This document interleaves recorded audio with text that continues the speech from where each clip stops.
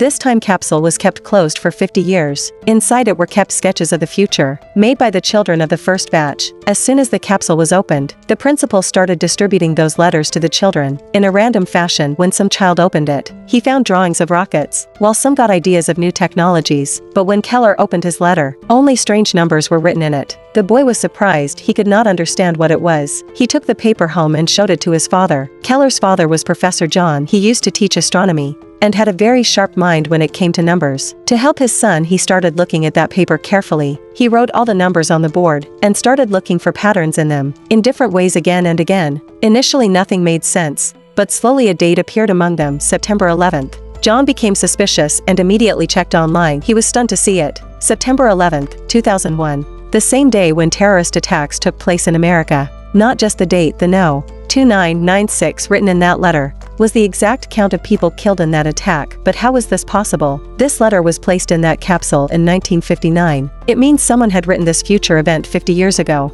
John wrote down all the numbers on his board and started checking them. One by one on the computer, he found that the dates and death count of all the major events that happened in the last several decades, like earthquakes, accidents, terrorist attacks, were exactly matching those numbers, meaning the person who wrote this letter had accurately predicted the future events. However, there were still some numbers that were not understandable. The next day, John told everything to his colleagues. He warned that the next date written on the paper was going to come after just 2 days, and it had 81 deaths written in it. But the others thought it was a joke or John's nervousness. They told John, "You go home and rest." Disappointed, John came back home and started watching news channels continuously. But the whole day passed and there was no news of any major incident. It was raining. John went out to pick up his son from school. Stuck in traffic, he called his colleagues and apologized that maybe he had thought too much. But then his eyes went to the car's navigation. The numbers of latitude and longitude were visible in it. He suddenly remembered the extra numbers on the paper, which he hadn't understood before. He compared them and confirmed it. They were the exact coordinates of a place, and that place was right near their location. That is, today's disaster was predicted right here.